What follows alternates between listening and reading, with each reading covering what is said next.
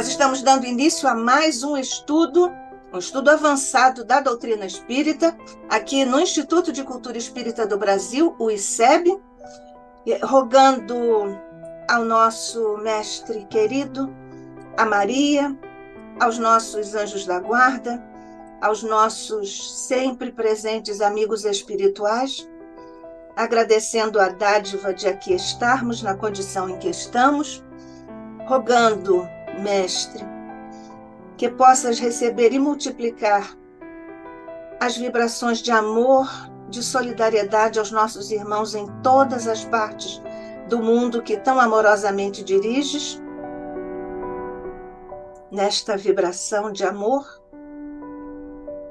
e pedindo ainda, Jesus, as tuas bênçãos por sobre nossa querida irmã, companheira, amiga Iole de Freitas, que vem aqui mais uma vez trazer o fruto de seus estudos e experiência no campo da arte. Que ela possa receber também, Jesus, as nossas vibrações de amor.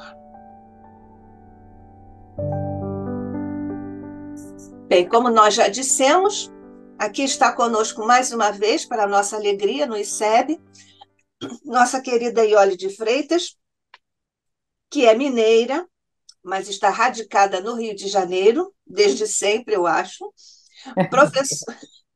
Professora da Escola de Artes Visuais do Parque Lage, na cidade do Rio de Janeiro, na área de análise de projetos, desde 1993.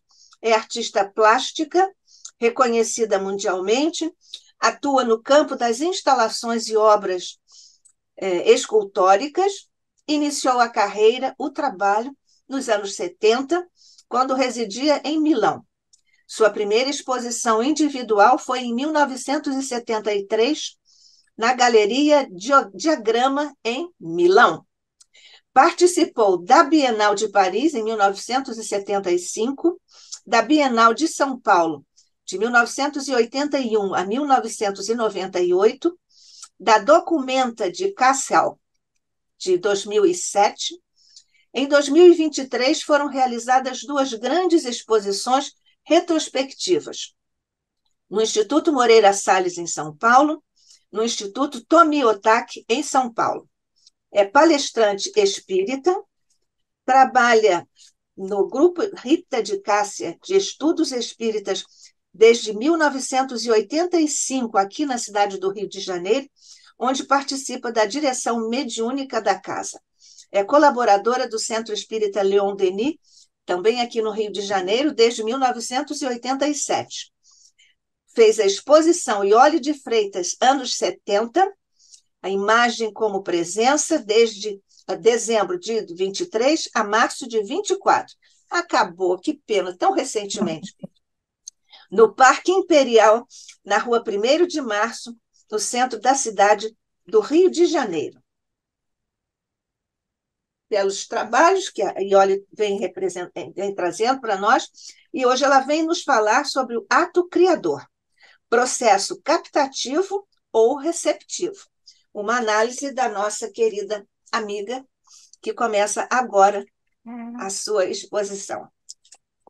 Muito obrigada, Nádia. Um grande abraço para você, para todos os que estão nos ouvindo, e é com muita alegria que eu recebo o convite para nós darmos sequência às reflexões sobre arte e doutrina espírita. Já falamos na última oportunidade, no mês de março, sobre arte, processo anímico e mediúnico. E hoje nós iremos falar sobre o ato criador dentro da arte, né, e a relação dele com o processo captativo ou então o processo receptivo. Então, o que nós vamos pensar juntos? Vamos começar, então, do que seria o processo captativo e receptivo. Bom, são processos da área da fenomenologia mediúnica. Nós temos que lembrar que nós, enquanto princípios inteligentes individualizados, seres pensantes, nós temos a capacidade, através de toda a nossa estrutura psíquica, do nosso arcabouço mental, temos a capacidade, como vimos da outra vez, de trabalharmos questões anímicas, isto quer dizer, quando toda a fenomenologia ela é gerada pela própria força psíquica do sujeito. Ele é o ser pensante, falante, com desejo, com vontade, que conduz seus pensamentos, construindo-os, esperamos sempre, dentro de uma seara de equilíbrio e do bem. O processo mediúnico, como vimos da outra vez, para a gente poder entrar, então, na questão do captativo e do receptivo, ele já parte da existência deste sujeito, com essa sua capacidade de gerir todos os seus processos psíquicos e sua vontade, mas que se relaciona com outras entidades, né, outros princípios inteligentes individualizados, outros seres pensantes encarnados ou então desencarnados. Neste processo que tem este sujeito que se relaciona com outras entidades pensantes, repetimos, encarnados ou desencarnados, nós vamos ter aí, principalmente quando se trata do mecanismo do encarnado com o desencarnado, né, a condição que nós chamamos da mediunidade dentro de todo um panorama riquíssimo, um espectro enorme das diversas possibilidades de manifestações da fenomenologia mediúnica. E dentro dela, nós vamos, então, hoje, procurar centralizar, né, a nossa reflexão em relação ao que seria, então, o processo captativo. Bom, já falamos que, sendo mediúnico, tem um sujeito, né, um princípio inteligente individualizado, um espírito, que, encarnado, vamos focar nessa possibilidade, ele, então, vai, através de toda a sua possibilidade perceptiva, depois nós vamos entrar um pouquinho mais na possibilidade perceptiva que vai nos ajudar, mas de toda a sua possibilidade perceptiva e dentro da sua condição de poder já, pelo seu grau de amadurecimento psíquico, ele então poderá,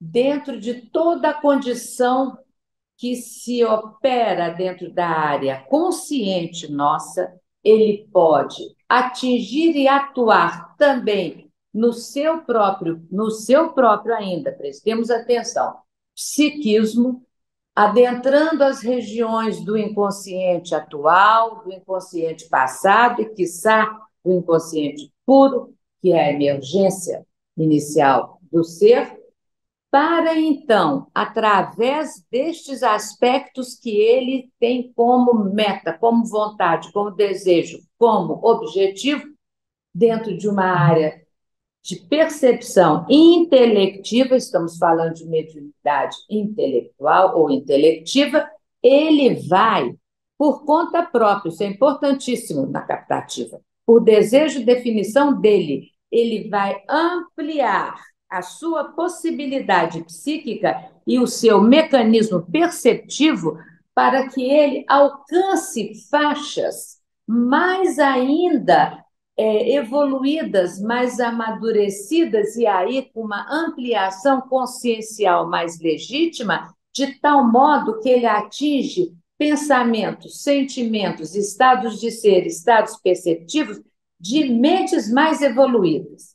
Ele vai, então, atingir, dentro de um processo gradativo de aprofundamento psíquico e de ampliação também perceptiva, ele vai poder atingir pensamentos, reflexões, e aí o professor Jorge André nos beneficia com o que ele chama, então, das percepções das noures, destas faixas de pensamentos mais elevados, intelectualmente e eticamente. E este espírito, então, este sujeito que nós estamos agora observando, ele amplia as suas possibilidades, mergulhando nas suas faixas, inclusive, do inconsciente, e ele atinge, ele cria uma condição vibratória, fluídica, dentro da condição já evolutiva que ele detém, para poder, então, usufruir deste contato e absorver estas informações, esses pensamentos, esses estados de ser, estes estados, inclusive, sensoriais, que partem da condição fenomenológica em vista agora. Então, este sujeito vai, né, no singular, essa individualidade vai absorver o que a condição interna dele permite, já permitiu bastante atingir, e agora vamos ver o que vai ser possível para ele absorver. Estas absorções estarão vívidas em todo o seu quadro psíquico e irão, então, se manifestar tantas vezes como condições intuitivas, porque já vão sendo apropriadas por este ser. Ele recebe de outras mentes, ele elabora na sua própria condição, ele as traduz para o seu psiquismo, dentro da condição que está, se está então encarnado, dentro de toda a condição celular, funcional, e ele então vai poder contar dentro do ato criador com estas possibilidades intuitivas, uma vez que foi ele que foi lá e buscou naquela fonte e trouxe para si. Quando nós formos pensar no processo receptivo, nós então vamos já entender que esta criatura, este indivíduo, este princípio inteligente individualizado, ele irá então se colocar numa outra posição. É muito importante percebermos isso que o professor Jorge André deixa com total clareza. Na outra posição, ele é o agente da vontade. Ele vai até lá, vou usar uma palavra rude, pega, busca, se apropria destas ideias, né, das noures, e ele então traz para si. No captativo, ele vai se colocar numa outra posição, que não é passiva. O professor chama claramente o espírito ativo, mas ele se coloca na posição que o nome diz, receptivo. Então, pelo que nos diz o professor, são estas outras entidades, estes outros espíritos desencarnados que arbitram neste processo. Eles que definem, eles querem falar, eles querem chegar, e esperamos que sejam sempre os espíritos mais evoluídos, os mentores, os espíritos que, inclusive, nos orientam, dentro não só das áreas mediúnicas nossas, na mediunidade com Jesus, nas casas espíritas fidedignas, mas também em inúmeras atividades intelectuais, profissionais, inclusive dentro de todas as relações afetivas, entendendo o amor universal. Então, o que vai acontecer é que, nesta posição, o indivíduo que nós estamos aqui nomeando, que na condição captativa, ele era o sujeito da ação, ele ia lá buscar, aqui ele aguarda aquilo que os outros espíritos que estão lá, nestas condições mais evoluídas e amadurecidas, vão trazer para ele. Então, ele se coloca na posição dócil, daquele que é um espírito ativo. É interessante para a gente, né? Porque não está na passividade, ele não fica, me desculpem a palavra, bobó. Lá, não, ele é ativo, ele quer receber, ele se abre para perceber em ambas as situações. Essas pessoas que nós estamos aqui colocando, este mesmo indivíduo que atravessa o processo captativo e receptivo, ele poderá, e podemos dizer, deverá, manter-se dentro de um contínuo labor de concentração na sua vida, de meditação, se ele tiver esta aptidão, de estudos, porque isso é que dará, tanto numa condição captativa quanto na receptiva, o campo magnético, o campo energético, o campo que vai permitir que estas comunicações, que essas ligações vibratórias, fluídicas, magnéticas, elas ocorram, elas se operem.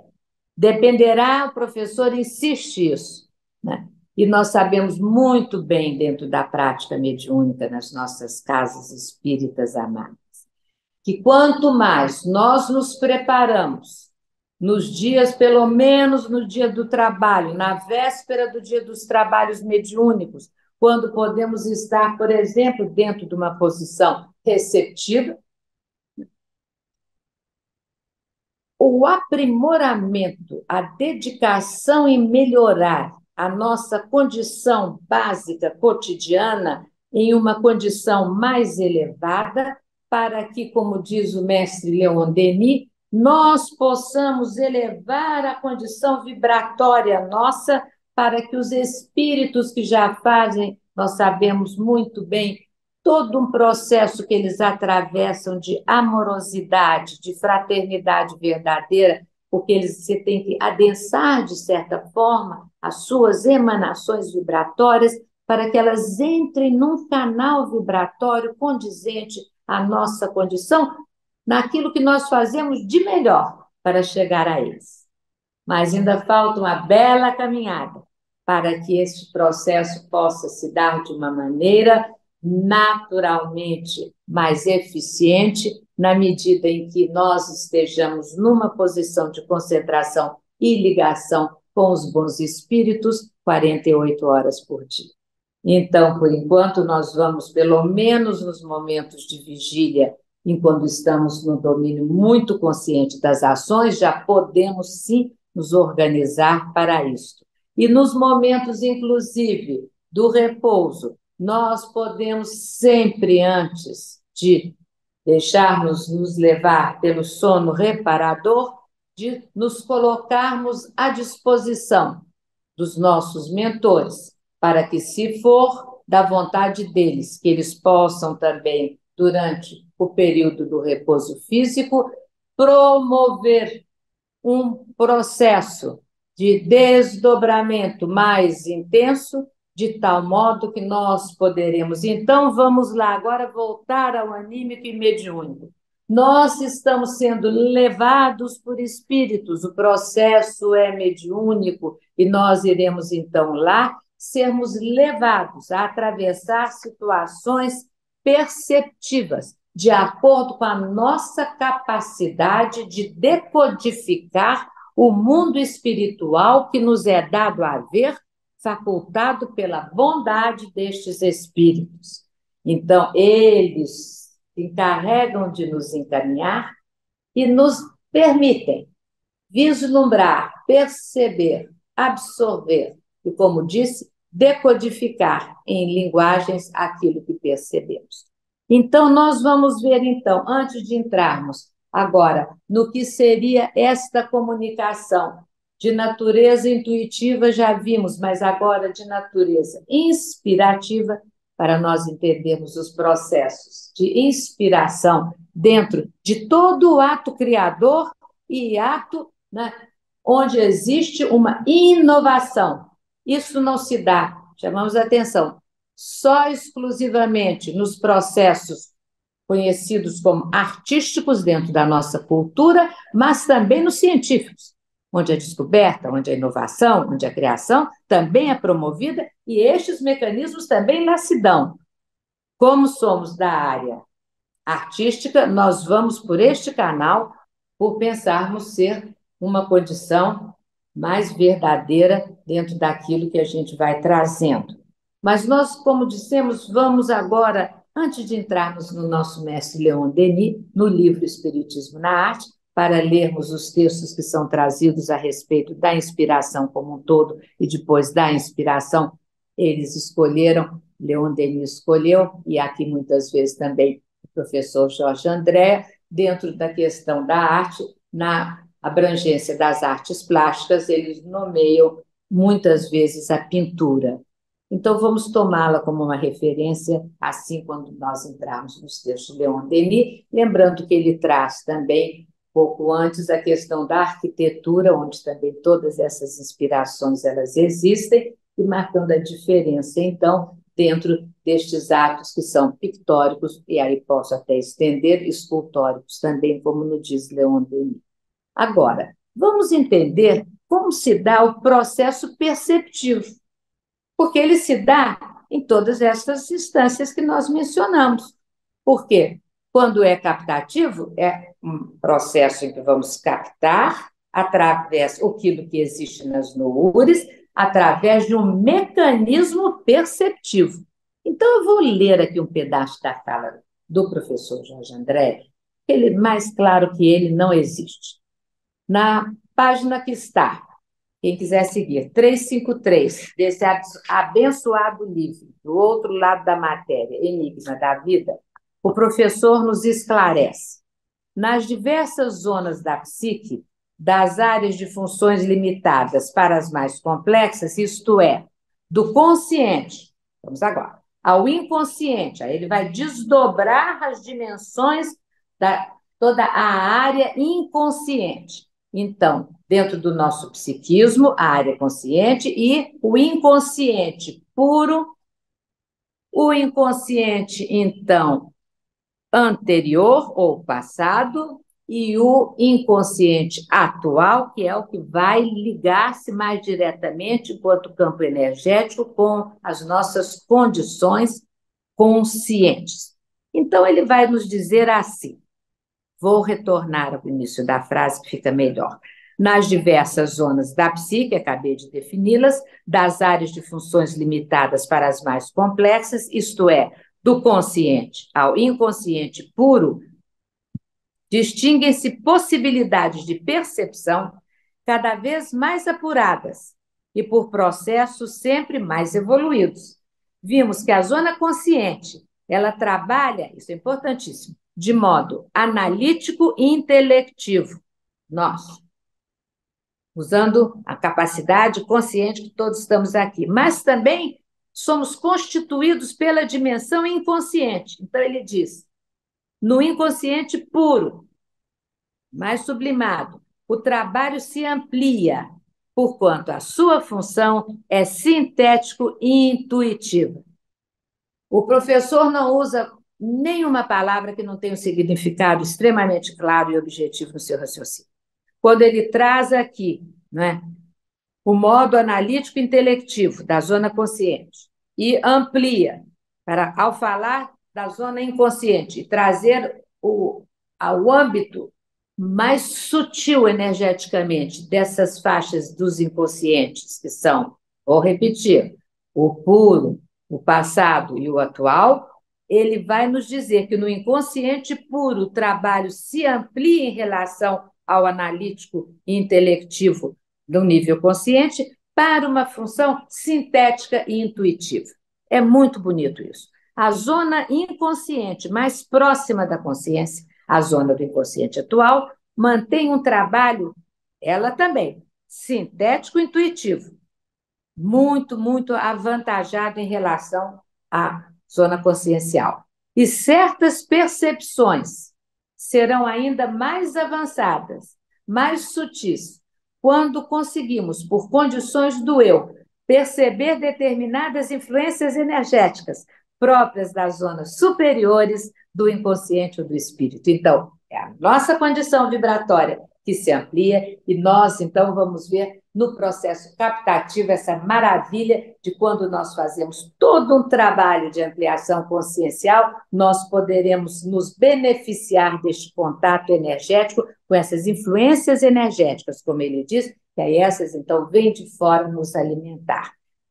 Eu vou ler mais um pouco porque é muito claro. O consciente, por ser o elemento comum das nossas percepções, é o mais festejado. Ó. A maioria dos indivíduos só toma conhecimento das coisas que se expressam no campo reduzidíssimo do consciente. A arte vai cutucar os outros campos e vai buscar criar uma linguagem poética, musical, pictórica, escultórica, arquitetônica, né? E mesmo através da oratória, porque Denis aborda como processo artístico, né? Que aí, então, vai poder, através de toda esta elaboração de construção da linguagem, trazer aquilo que é captado de modo sintético, né? E de modo intuitivo por estas paragens psíquicas do inconsciente das áreas mais evoluídas, quando o ser se assenhora conscientemente de todo este arcabouço que ele conquista individualmente e é beneficiado pelos contatos mediúnicos com os outros espíritos mais evoluídos, ele vai ter que transformar esta riqueza dinâmica em uma fala, comunicação, uma ponte com o outro. Isso é arte. Então, nós vamos ver, como ele vai dizer, à medida que vamos ganhando percepções diretas de outras zonas mais profundas da psique, quais sejam as do inconsciente, vamos observando coisas incomuns, de difícil explicação, apresentando, entretanto, maior realismo. Olha como parece uma incongruência e não é. Como se é uma coisa de difícil explicação e é incomum, ela tem um teor de maior realismo, porque elas estão ali conversando e mostrando a verdade do universo, dos mecanismos da criação, vívido. E como ele diz ali para frente, que é maravilhoso, que é a visão da realidade suprema. Mas ainda falta muito caminho, mas a gente pode almejar isso. E podemos, então, entender por que ele nomeia como maior realismo. Porque a realidade, que a gente tem uma janelinha ainda perceptiva pelo nível nosso consciencial, pelo nível de toda a humanidade, mas temos que reconhecer que nós temos maiores potências nos núcleos em potenciação, como está muito bem explicado por Jorge André na nossa faixa do inconsciente passado, e esses núcleos eles não são simples reservas de arquivos do que foi feito, mas como já dissemos na outra vez, eles são potências. Está escrito, está na palavra que o professor usa. Então, é dali que nós iremos, não sei daqui a quanto tempo, vai depender de cada um, da quantidade de reencarnações que vamos precisar, ou de experiências na erraticidade e mundos, quiçá, mais felizes que a gente pode ter, quem sabe, a possibilidade de permissão de visitar e voltar e traduzir no nosso abençoado, já conquistado estado de humanidade, enquanto participação humana daquilo que seja a faísca da criação. Então, isto quando a arte se coloca de mãos dadas com a questão ética, no sentido mais profundo do ser, tanto da relação com o outro, de respeito das outras culturas, dos outros saberes, mais ético em relação a si mesmo, da verdade do ser, de não se deixar envolver ou vender qualquer tendência que seja passageira, humana, mercadológica, mas que se conserva íntegro nas suas possibilidades de ascensão e de ampliação, então nós vamos compreender que, em algum momento, no futuro, nós iremos ter também a visão da realidade suprema. E ele vai nos dizer o seguinte, olha como é bonito. Referimos-nos naturalmente à síntese dos elementos que nos cercam como um todo de rara beleza, nesta condição. É o verdadeiro sentir da essência das coisas, o pulsar da vida no centro do fenômeno. Estas percepções passam a ter um sentido profundo de verdade e representam o verdadeiro processo no qual os mais evoluídos se socorrem na realização de suas obras. E aí o professor vai citar Goethe, quando ele nos diz que as percepções que avançam em profundidade, isto é, da zona consciente ao imo do inconsciente, se vão tornando mais sintéticas. Ele vai repetindo isso para a gente ver se capta, porque é essa questão do analítico e do sintético. Mas agora olha a palavra que nos interessa. Expressivas, de modo a não permitir uma descrição do que foi observado e sentido. Aí nós vamos à beleza das línguas. As línguas neolatinas, a gente sabe, parte de uma língua materna prioritária e abre o grande ramo. E aí, fazendo uso delas, podemos, então, construir linguagem.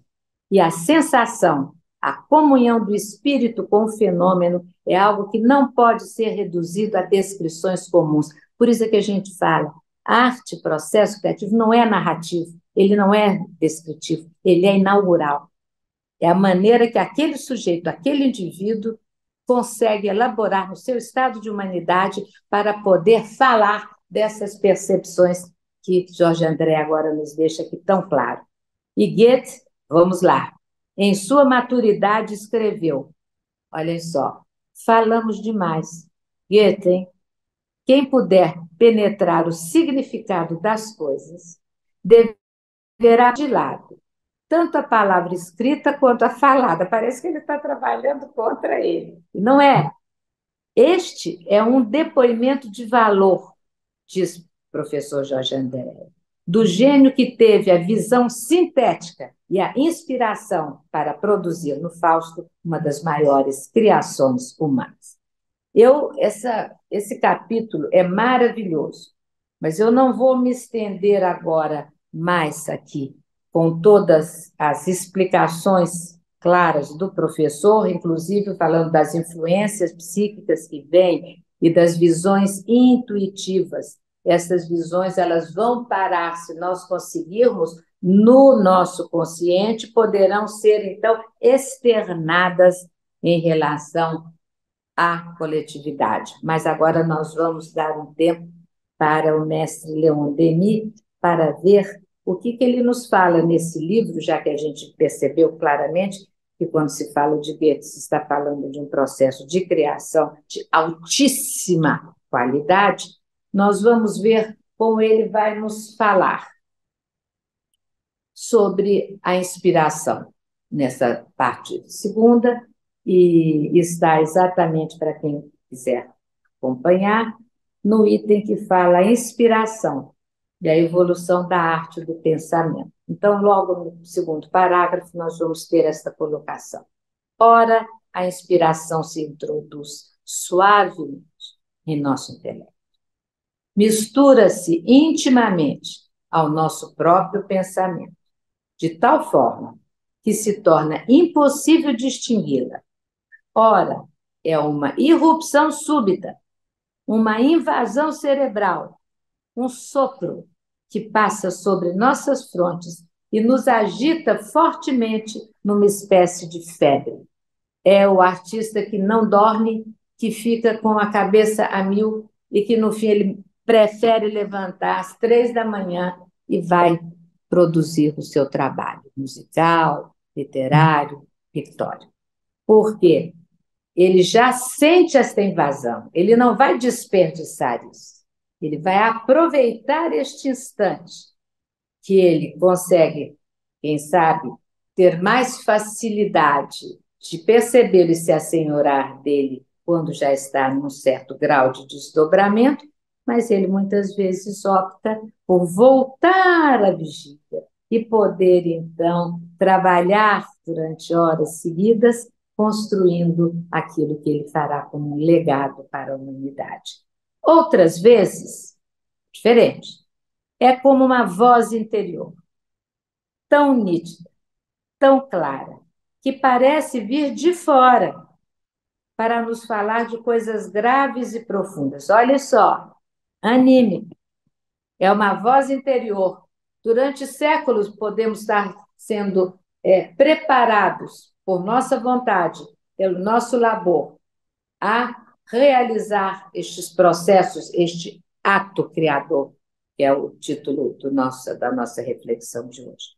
Podemos, então, isso se torna um manancial riquíssimo, que em determinadas condições de vida, na carne, nós vamos, então, permitir-nos ouvir a voz interior, tão nítida e tão clara.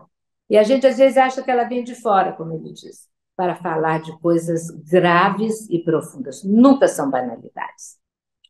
Nunca são formas que caem como cascas em qualquer arte que for. Por quê? Não tem consistência. Não vem do arcabouço intelectual, psíquico profundo. E não dizem respeito àquilo que o senso ético nos confere a possibilidade. Tem que ter algo que se faça, que se contribua com a sociedade, mesmo que seja uma criatura que vai passar a vida no laboratório científico, sem conseguir ter muitas comunicações, ou um pintor que passe a vida dedicado àquilo que ele faz, mas aquilo que ele faz precisará vir de percepções graves e profundas e que são sempre solidárias com a comunidade, em qualquer época, em qualquer registro histórico, em qualquer processo civilizatório, Ocidente ou Oriente. Uma corrente de forças e de pensamentos agita-se e rola em torno de nós, buscando penetrar nos cérebros humanos dispostos a recebê-lo. Já é o outro movimento. Um é o anímico. Agora, o anímico cria a condição receptiva. Ele, então, pela identidade de propósitos, afinidade de pensamentos e de pesquisa, ele vai entrar em sintonia com uma corrente de forças e de pensamentos que agita-se e rolam em torno de nós, buscando penetrar nos cérebros humanos dispostos a recebê-los, a assimilá-los, a traduzi-los, aquilo que falamos, sob a forma e a medida de suas capacidades, de seu grau de evolução. Uns o exprimem de uma forma mais ampla, outros de forma mais restrita, de acordo com as suas aptidões, e com a riqueza ou a pobreza de expressões que lhes são familiares e os recursos de sua inteligência. Isso tanto na linguagem, né, falada, na escrita, na linguagem musical, na linguagem plástica, em todas as linguagens. E aí nós vamos passar para uma outra página, porque senão eu acho que o tempo fica mais corrido.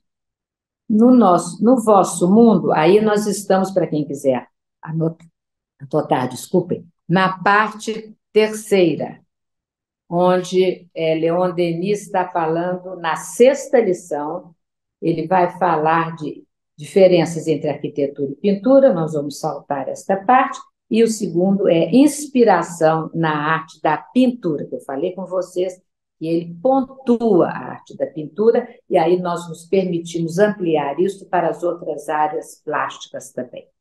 No vosso mundo, a pintura também irá se inspirar em visões anteriores, recolhidas pelo artista, seja no espaço, seja em mundos que ele habitou ou visitou. Isso nós podemos até compartilhar com vocês, quando o Grupo Rita de Cássia desenvolveu, a partir de uma colocação da nossa fundadora, Vera Simões, antes até de desencarnar, né, que teria um trabalho muito específico que a casa desenvolveria, que era o trabalho da pintura mediúnica. Nós o desenvolvemos por praticamente 5 anos, 4 anos e muito, através de um médium que veio, né, para exatamente poder cumprir este compromisso da casa e o compromisso dele, né, o Fábio Figueiredo. Acho que não se importa que a gente mencione, porque foram os trabalhos de pintura mediúnica mais incríveis que eu já vi, porque ele não se limitou a permitir que os espíritos funcionassem com esquemas de obras que eles já haviam produzido na Terra, Van Gogh e ali os girassóis, tudo que a gente conhece, o quarto dele, para a gente identificar, mas para mim a identificação muito maior foi quando ele permitiu que Monet, que Degas, como nos trabalhos dos últimos anos destes pintores, onde eles já não enxergavam com o corpo físico praticamente, aonde a destreza era da mente espiritual, do olhar espiritual, e o gesto era o gesto do corpo cansado, o corpo que precisa de arregimentar as forças máximas que detém para aqueles gestos que têm que ser definitivos. Não pode ter desperdício, porque o tempo urge, a finitude corpórea daquela encarnação se apresenta intuitivamente,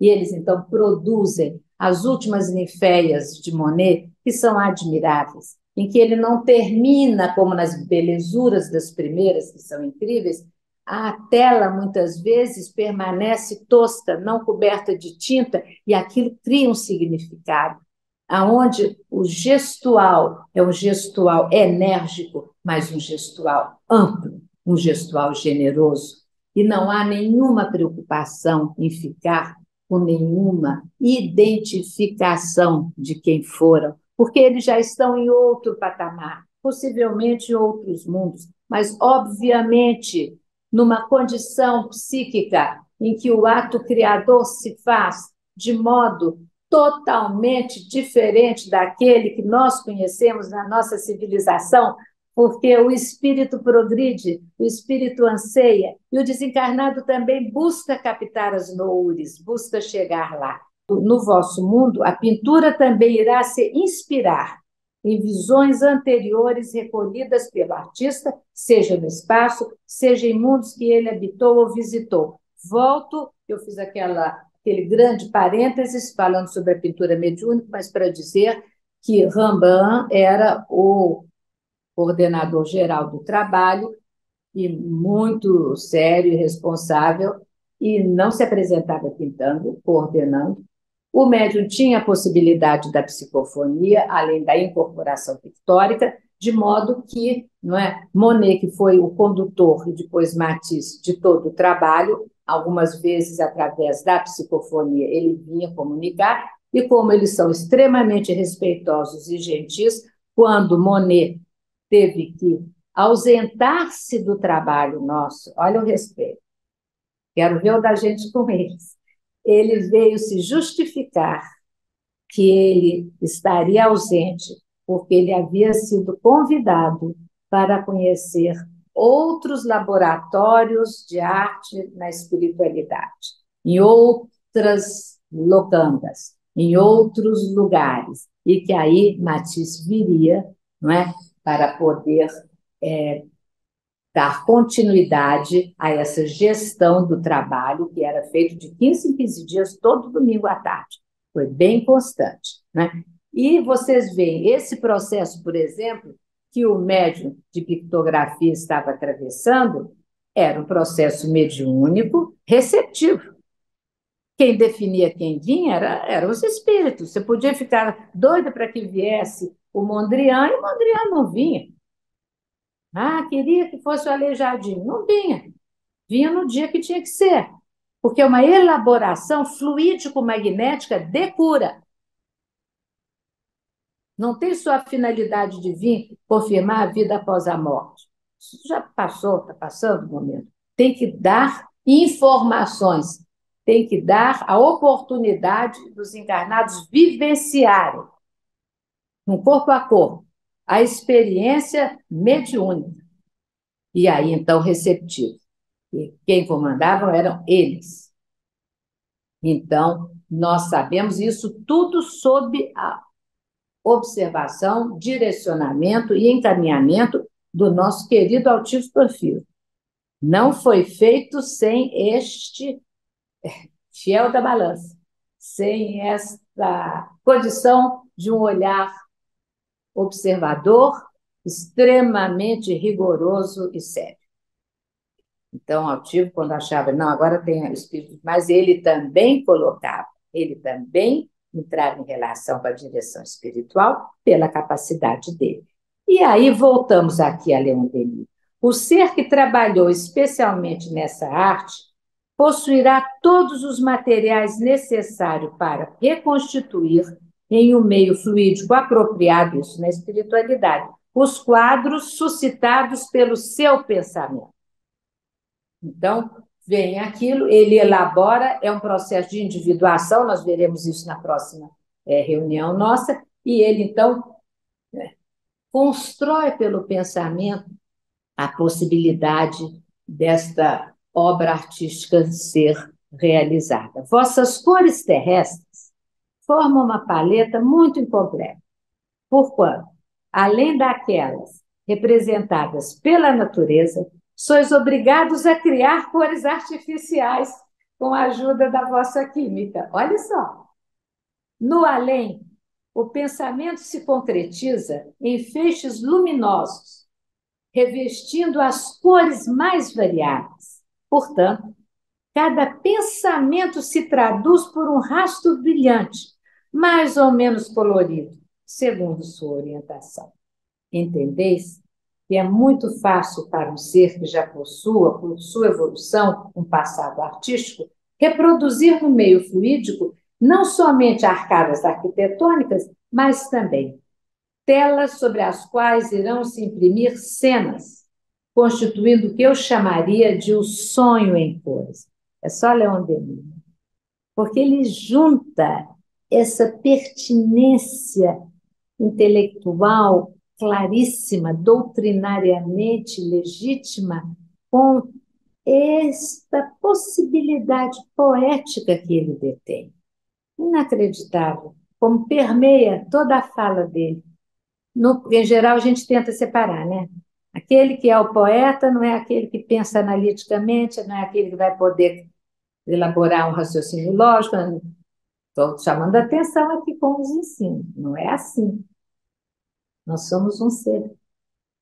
Então, o processo da poesia, ele pode estar totalmente imbuído e se manifestando numa música, sem letra. Ele pode estar se manifestando numa oratória. Ele pode estar se manifestando em um pequeno bilhete que a gente anote no caderno. Então, vamos continuar. No próprio espírito do ser, as cores existem em estado latente. Olha só, porque olha como ele estava dizendo. Cada pensamento se traduz por um rastro brilhante. Pensamento. Eu estou elaborando o pensamento, quando eu ponho para fora, ele se traduz como um rastro brilhante. Então, no próprio espírito do ser, as cores existem em estado latente. Lógico, porque senão você não ia poder expressá-las, como ele acabou de dizer no parágrafo anterior. Então, repetindo pela terceira vez, no próprio espírito do ser, as cores existem em estado latente, visto que elas mesmas são formadas por moléculas diferentemente coloridas. Olha que maravilha! Estas moléculas podem ser comparadas a pequenos pedaços de vidro de variadas cores. O pensamento, atravessando essas moléculas, fará uma projeção que reproduzirá os assuntos que o ocupam. Não é só um pensamento solto aqui, outro não, é o assunto do qual o ser está impregnado e com o qual ele quer criar algo dele para poder se comunicar e dar de presente ao mundo.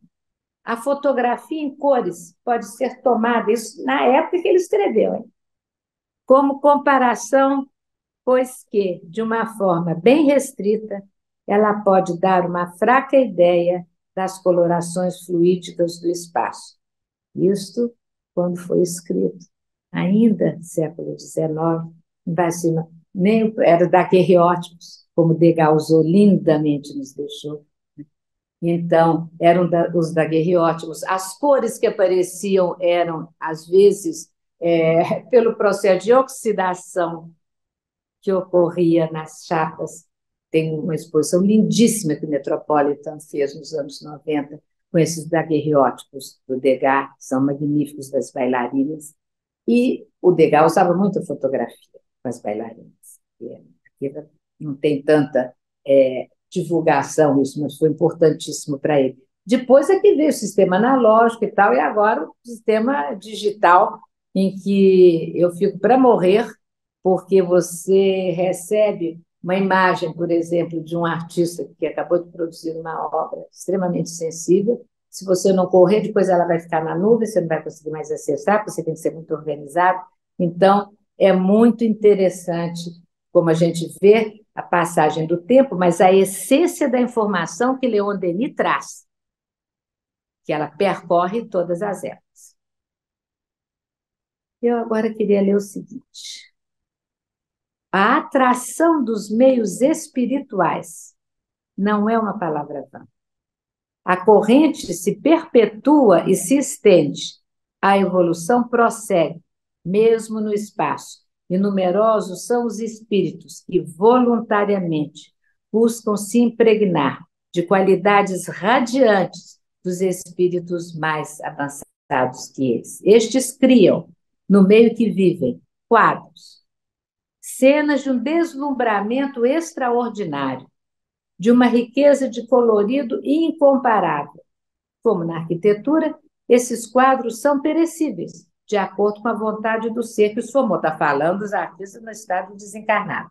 Mas existem regiões onde, seja em arquitetura, seja em pintura, cenas e monumentos subsistem após a reencarnação do seu autor. Está lá trabalhando com essas emanações fluídicas, no meio fluídico apropriado, como ele acabou de dizer. Eles vão, então, absorvendo as qualidades radiantes dos espíritos mais avançados, eles vão entrando em sintonia com o que o professor, então, chamou da realidade suprema, a visão da realidade suprema, e quando eles, então, reencarnam, eles trazem esta bagagem e vão realizar as obras que ficam marcadas dentro de todo o campo civilizatório, mas algumas das obras, olha que bem, têm condições e possibilidades dentro da lei maior, da lei de Deus, para se manterem em estado ainda ativo de existência, na fisicalidade fluídica desses ambientes extremamente eterizados, enquanto o espírito que os criou está encarnado e produzindo outras obras. Isso é muito bonito, porque, na grande maioria das vezes, como a gente estuda em vários outros livros de Leon Denis, no Invisível, é claro, quando existe essa possibilidade, mesmo mental, das formas pensamento que a gente vai projetando, geral, o espírito tem um vigor e uma força para manter essa construção até um tempo, depois ele para, deixa. Né? E aqui Denis nos traz esta possibilidade. E continua.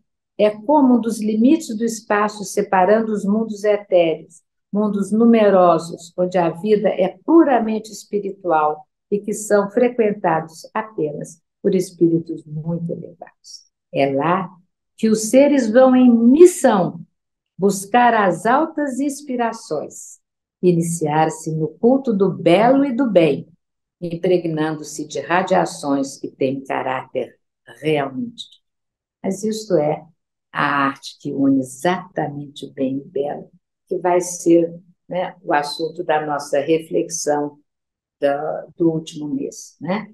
Que vai ser no dia 28 de junho. E nós falaremos da questão da relação intrínseca entre o belo e o bem. Eu acho que hoje, com esta fala do mestre Leon Denis, nós podemos encerrar a reflexão, né? Porque ninguém melhor que ele e o professor também, Jorge André. Muito obrigada a vocês. E também ninguém melhor do que você, uma artista, para nos falar da arte, uma artista tão sensível, tão produtiva, com, com produções tão sensíveis, tão fluidas, tão inconsúteis. Uma beleza seu trabalho. Mas, enfim, nós temos aqui, vamos dar prioridade à Leia Brum. Ela saiu do plantão, está aqui conosco. A Leia está sempre conosco, agradeço muito. Pois é, agradeço muito, Leia. Ela faz uma pergunta: a criação nas áreas do vestuário, e olhe, que beleza. Também funcionam de forma semelhante? Ótima pergunta. Ontem mesmo, eu estava fazendo uma visita guiada numa galeria, carpintaria, onde participo com mais dois outros artistas, e estava conversando com um amigo que é poeta, e não sei por que veio, acho que era a roupa que eu dava, que tinha uma amarração meio engraçada do jeito que deu, e ele falou assim, puxa, que interessante e tal. Falei, essas coisas de desenho, muitas vezes, elas também se estendem para a área do vestiário com a maior tranquilidade, porque a arte dos cortes dos tecidos, eu observo muito os tecidos que são moldados e cortados, porque são mentalmente desenhados, principalmente pelos grandes costureiros e costureiras, não vou dizer nomes, aqui em São Paulo tem uma encarnada ainda excelente, muito jovem, e japoneses. Elas têm esse entendimento, pela questão tradicional do hábito deles se vestir. Então, a questão de estabelecer linhas retas, simples, funcionais, assim como toda a vanguarda russa, que desenhou as roupas dos operários nas fábricas. Porque na vanguarda russa, durante a Revolução Russa, os artistas estavam totalmente enfronhados dentro dessa ideia de, através do avanço tecnológico e da criação, de criarem condições mais humanas para os trabalhadores. Então, é muito lindo os macacões, as roupas, porque tem que ser tudo solto, tem que ser tudo funcional. Então, já começa a ter, eles interferem quando fazem, né, toda a parte de vestimentas para as óperas que eles criaram contemporâneas. E aí você vai vendo aquela fusão entre um determinado cenário de uma ópera como a Vitória sobre o Sol, que foi uma ópera revolucionária, né, com Malevich e com a Helena Guru, vários artistas de áreas da escrita, de áreas da dramaturgia e da encenação, e música e artes plásticas, porque o Malevich participou, e você vê aquela integração do pensamento, o pensamento na ópera contemporânea, o pensamento nos objetos de cena, como eles chamam nos cenários, e este mesmo pensamento estético com os desenhos para o corpo das pessoas, para que os atores pudessem trabalhar com liberdade, mas com características daquilo que eles estavam ali representando. Então, acho que a pergunta é ótima, porque ela se insere, então, em toda essa parte das vestimentas que tem uma finalidade já cênica, né? Como ela entra dentro da própria linguagem da moda, como dizem, né? Porque não é porque tem uma aplicação no mundo comercial que esta arte aplicada, porque já chega de fazer separação entre arte aplicada e artes gráficas, isso foi do início essa discussão do século passado, do século XX. Não cabe mais. Bauhaus já fez isso, teve que fazer, já está de bom tamanho. Então, a gente pode perceber que, sem dúvida, nas vestimentas com as finalidades múltiplas, como eu mencionei, seja para o palco, seja para a arena, seja para espetáculos até de música, seja para grandes óperas, ela pode funcionar assim como pode funcionar na roupa do operário de fábrica, do lavrador e na nossa própria roupa. A Léa está dizendo e nós concordamos. Maravilhosas considerações. É mesmo, né, Léa? É muito bom mesmo. Eu vou aqui cometer uma observação bem indiscreta. A sua roupa está nessa linha das linhas japonesas e tudo. Não é isso? Você São, falou as suas mangas e tudo isso. tem que ser assim, tem que ser um tecido. Eu agora vou para a instalação de uma escultura. É o meu lado de engenheira e de agricultora, porque é uma escultura de 3 elementos, chama as Três Graças, que é uma imagem recorrente na mitologia e já utilizada por vários pintores. Então, são 3 entidades de aço de 2,35 metros que têm que estar instaladas num solo bastante complicado, a 70 centímetros da grama, e elas têm que resistir aos ventos agora de 110 quilômetros por hora que nos acordam. Então, faz um frio ontem danado. Então, hoje eu já vou assim, mais abrigada, isso aí, a coisa da escolha do tecido, porque tem que estar lá no relento. Você tem que estar lá cavando buraco, jogando a concretagem. E tem uma concretagem, inclusive o concreto armado que eu estou tendo que fazer. Então, isso também é bom, porque desmistifica um pouco, né? Eu, como tenho vários amigos escritores, eu acho admirável. Eles vivem a vida no pensamento poético. Toda a vida deles é poesia. Quando eles são pessoas éticas, suaves, amorosas, retas, É impressionante vê-los viver uma vida, uns com 60 anos, 70, né? É, espalhando a poesia na escrita nos seus livros e também em todos os gestos.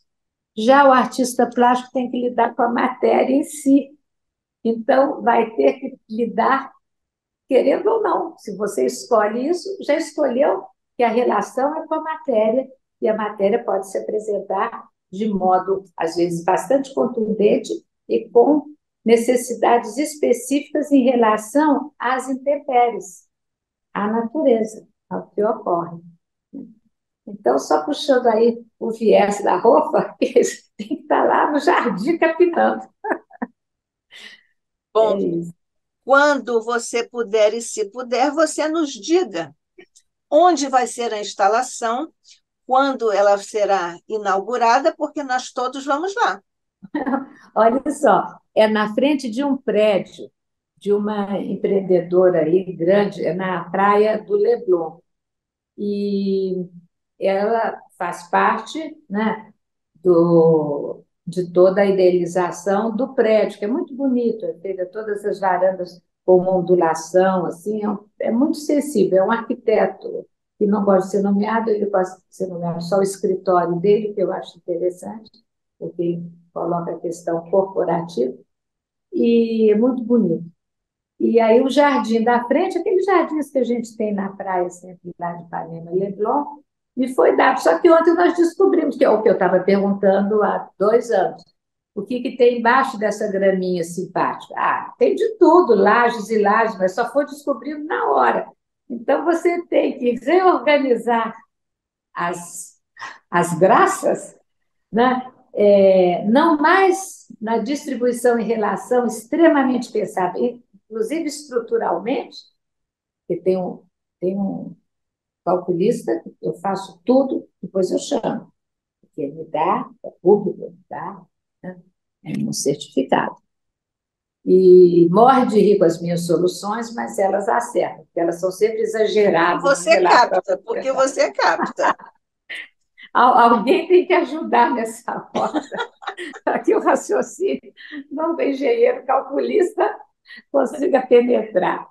Mas é lá na Praia do Leblon, o prédio, eu espero terminar hoje a instalação, a gente vem trabalhando nessa obra já tem mais de 3 anos, e o prédio deve ser inaugurado, eu não sei se eles conseguem isso daqui a uma semana, uma coisa assim, que os acabamentos finais. Você tem obras de outros artistas no saguão de entrada. É bom, porque fica uma coisa pública. Ele não quis colocar dentro, porque tem uma área bem vidraçada dentro. Ele quis fazer algo para a cidade, né? Então, vamos ver como vai ficar, mas não posso falar muito, que ainda não terminei. Mas, olha, você sabe que eu já ia perguntar se existe um tapume na sua, no seu trabalho, porque Não, senão já ia querer ir lá para ver. Mas já não, está podem ir, acabando, mas já está ainda não vai acabando. estar pronto. Olha, tá terminando já, a gente só põe aquelas correntes, porque passa muita gente Sim. caminhando, gente com o cachorro morro de pena dos bichinhos, se eles se atrevem, e aí fica separado, mas não fica invisível. E ela está lá, já 2 delas já estão, mas tem que continuar a concretar, a terceira instala hoje, aí querendo, e acho que é 558 o número, da Delfim Moreira. Vai estar lá. 558? Acho que é isso, 558. É, o, você falou do vento, estou aqui anotando. Você falou do vento, hoje existe uma previsão de algumas pancadas de chuva aqui no Rio. Mesmo assim, vai ser possível, mesmo com concretagem e tudo? Para a concretagem, os meus técnicos, trabalhando há muito tempo, garantem, e eu já sei que é verdade, ainda mais concreto armado, que nós fizemos o concreto lá, uma quantidade inacreditável. Batemos lá. E a chuva é benéfica para o concreto. O que não é benéfico eu tenho que ser rápida. Eu vou recolocar essa parte da frente, porque é outra quantidade de terra inviável, eu vou ter que recolocar, e vou ter que fazer a escavação sem bater nenhum cano de água embaixo, porque é tudo entremeado, então é complicado. E começar a concretagem. O que não pode é cair uma chuva forte enquanto tem a grande escavação, porque aí cai uma piscina ali, aí tem que tirar a água e tal. Mas eu vou correndo para lá quando acabar aqui, que eu vou às 8 horas da manhã. Hoje eu falei, você não começa antes de eu chegar, vou chegar às 11. Então, eles estão lá me esperando. Isso, e você vai do Leblon para lá juntinho, né? Quase Não, que. agora eu estou morando em Laranjeiras. Ah, é? A minha filha fez um pensamento captativo, me captou. Na época da pandemia, ela vinha pedindo para eu vir, e eu com Rita lá no Leblon, eu hesitava muito. Eu morei no Leblon desde que eu vim de São Paulo, em 81. Mas aí, filha é filha, né? Aí eu É, obedeci. Agora eu já estou na fase de obedecer a filha. certo. O, Então é isso. olha, como sempre, é uma sensibilidade, é uma profundidade, é um encantamento ouvir você falar dessas coisas tão sensíveis, porque você mesma se transporta. Nós sentimos que você está, quando você fala de certas coisas, você está nessas coisas, né? Com a experiência de quem frequenta a essência dessas coisas, como artista, como ser humano, como espírita, como médium. Isso te dá esse trânsito, não é? Para frequentar a essência dessas coisas de que você trata com tanta propriedade. Quero fazer aqui umas perguntinhas.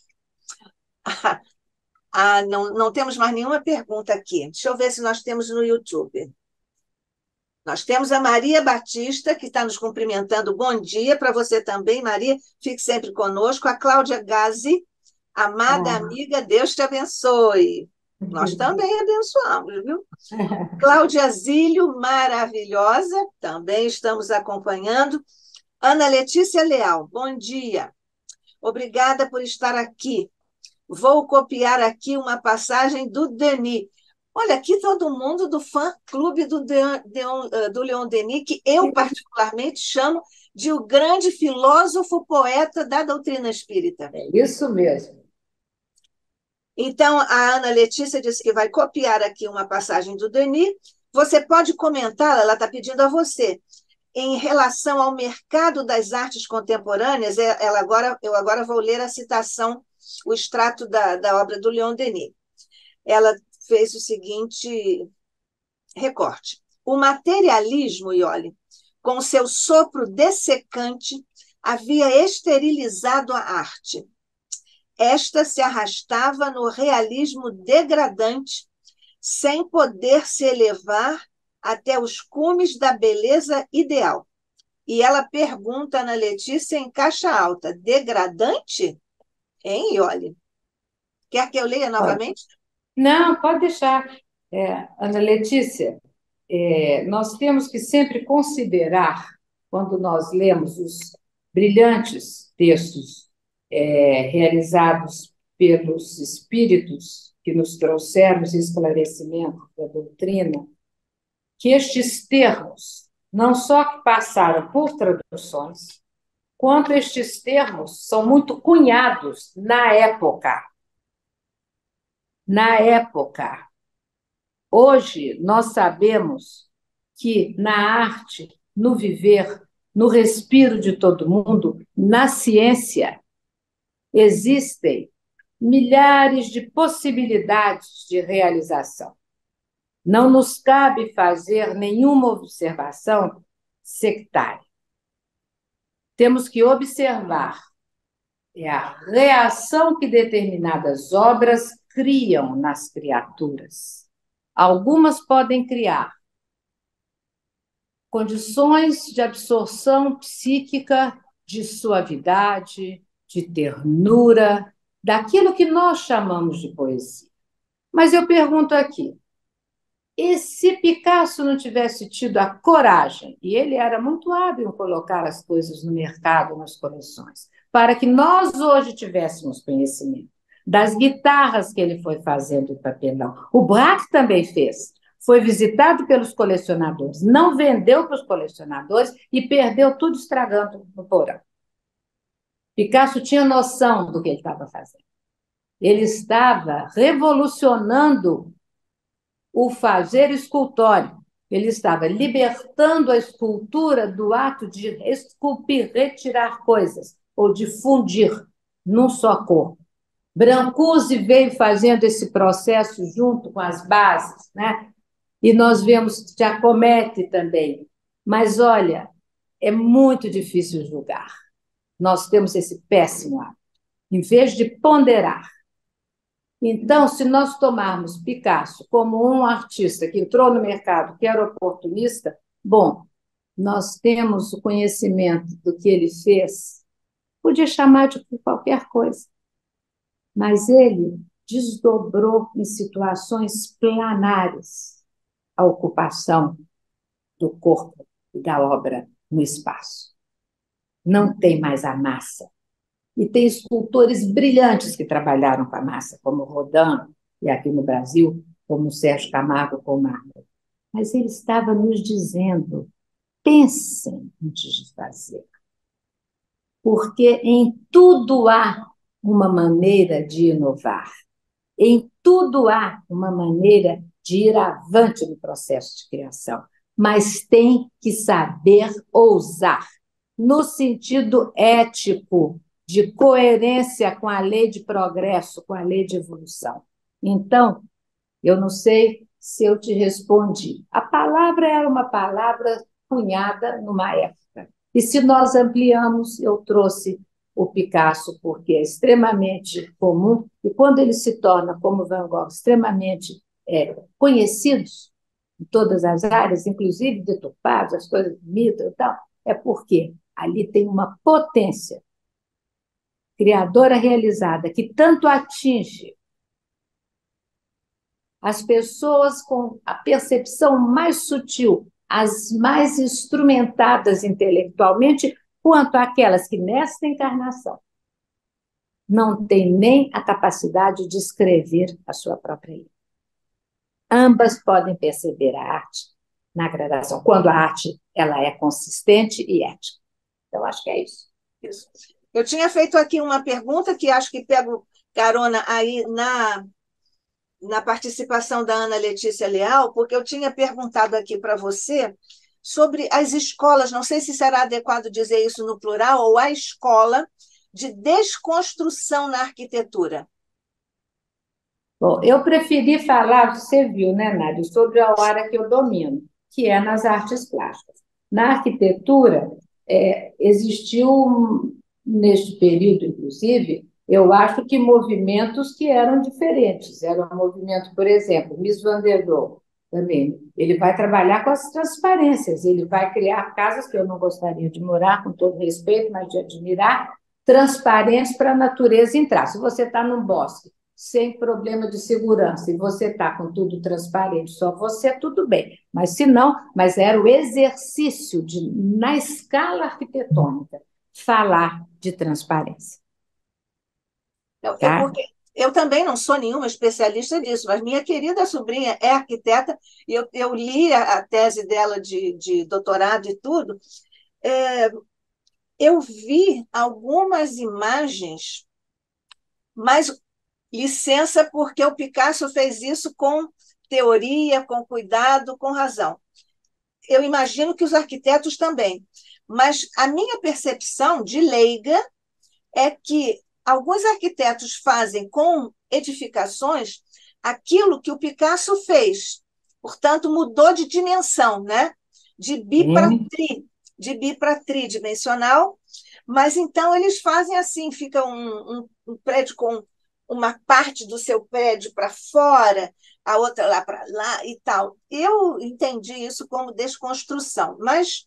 De certo modo, sim, como a Zaha Hadid, como determinadas obras escultóricas também, um pouco antes, que existem em grande quantidade na Áustria, em Viena. Então, esse processo foi se criando. Mas você vê, é uma matriz que não pertence, isso é importante, ao Picasso. Ele captou e elaborou e teve a força de colocar no mercado, então. mas a mão das pessoas. E a arquitetura, obviamente, que é uma arte maior, eu acho, não maior pela escala, maior pela complexidade da hora que ela vai romper determinados parâmetros. E eu acho que, sem dúvida, mas não é igual ao Picasso. Ela foi trabalhando não só pela questão da escala, mas questão de outros entendimentos do que seria esse desfolhar de Isso. determinados planos arquitetônicos. É. A Cláudia Zílio, ela diz, isso ocorre com as joias também? Eu acho que ela está se referindo, quando ela escreveu, digitou a pergunta, quando você estava falando das roupas, porque ela Acho disse que que isso sim. ocorre também com as joias, né? É, também. Pode ocorrer. Prefiro colocar assim. Também com as roupas pode ocorrer, não é obrigação que ocorra. Pode. E as joias O também. Caio Mourão foi um grande joalheiro nos Foi, anos 60, exatamente. inovador. É. E esse colar que você está usando, como é que Esse você é do Pará. como Esse é é que você do Pará. classifica É dos, artisticamente? é dos povos originários. É a arte Sim, dos eu povos originários. adoro isso, eu adoro isso. Eu defendo os povos originários, eu a defendo. Mas é uma coisa minimalista de essência, na forma, isso? Sim, mas eu nem chamo a arte deles de minimalista, porque eles não têm esse crivo, né? Eles têm uma outra abordagem com arte. Mas Eles do não nosso. assinam, é comunitária, não é É, autoral, é totalmente diferente, né? é. Mas aí é um assunto que a gente hoje não vai dar conta. Ah, sim. Aliás, você vai avisar lá o povo que ainda vou fazer mais uma ou duas perguntinhas, por Tá, favor. senão eu vou atrapalhar lá a fundação. Não, não, não quero, imagina, eu quero ver aquilo. Maria Batista disse: obrigada, minha querida, pela explanação de conhecimento espírita. Amei, muito obrigada mesmo pelo carinho. Nós também Obrigada. agradecemos, viu, Maria? Aproveitando essa coisa assim, bem recente, e a pintura com inteligência artificial, hein? Não consigo entender nada disso. Não tenho tempo para me aprofundar. Nas aulas do Parque Lage, eu tenho duas alunas, uma está em Singapura, a outra está na Holanda, trabalham lindamente. Eu falo com elas: vocês estão comigo aqui porque querem, porque eu não sou dessa área. Mas é que como eu analiso todo o processo criativo, elas se interessam por isso, não pelo resultado final. Então, eu não tenho nem Instagram, só para você imaginar, não Nem eu cabe também, mesmo. graças a Deus, nunca Não tive essas tenho. coisas. Então, Não a tenho tempo. inteligência artificial eu respeito, considero, até por bom senso, para saber que é uma ferramenta usada, ela é absolutamente neutra, ela vai ganhar uma característica ética a partir do uso dela. E em arte, vamos ver. Eu sei, você continuem trabalhando, é como dizia o Sérgio Camargo. Continuem trabalhando. É. Os espíritos pintores, é, com essa mediunidade deles, por exemplo, Monet, que eu amo também, o Picasso e outros tantos, Modigliani, todos eles, né? O Rembrandt, aquelas bailarinas fluidas, maravilhosas, eles têm a mediunidade, como você explicou aí, eles são mais captativos ou receptivos? Você diria isso? Ambos. Ambos, mas mais captativos do que receptivos, porque eles não incorporam a toda hora. Agora, quando incorporam e tem uma atitude como o Mozart, que fica diferente, que ficava sempre nesse estado entre cá e lá, né? Aí fica todo mundo achando que ele é meio estranho e que ele é fora do padrão normal. Aí eu só digo assim, graças a Deus que ele é fora do padrão normal. Exatamente. Mas os artistas que valem a pena são, né? Fora do padrão normal.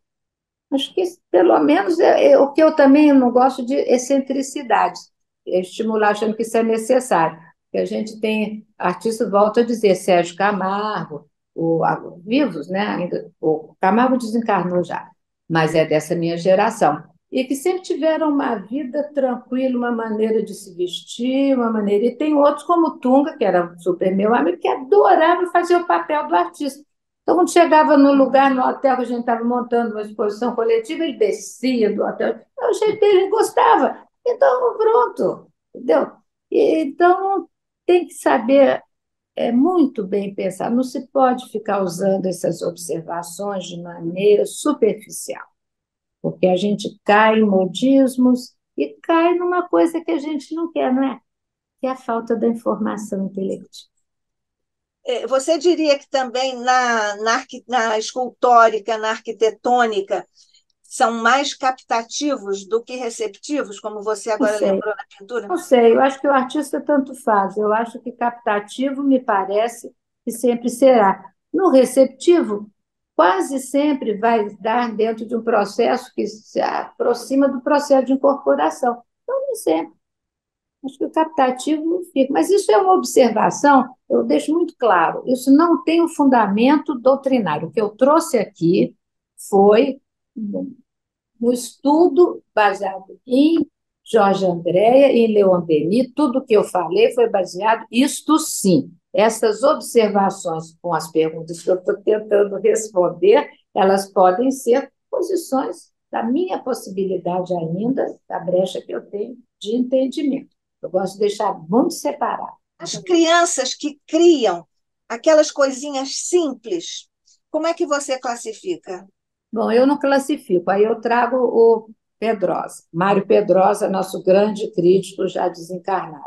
Ele tem livros que falam exatamente da arte das crianças e dos lobos. Ele foi um dos grandes incentivadores da Anísia Silveira. Trabalhou lá, estudou toda a questão daqueles artistas todos que ela lidava, né?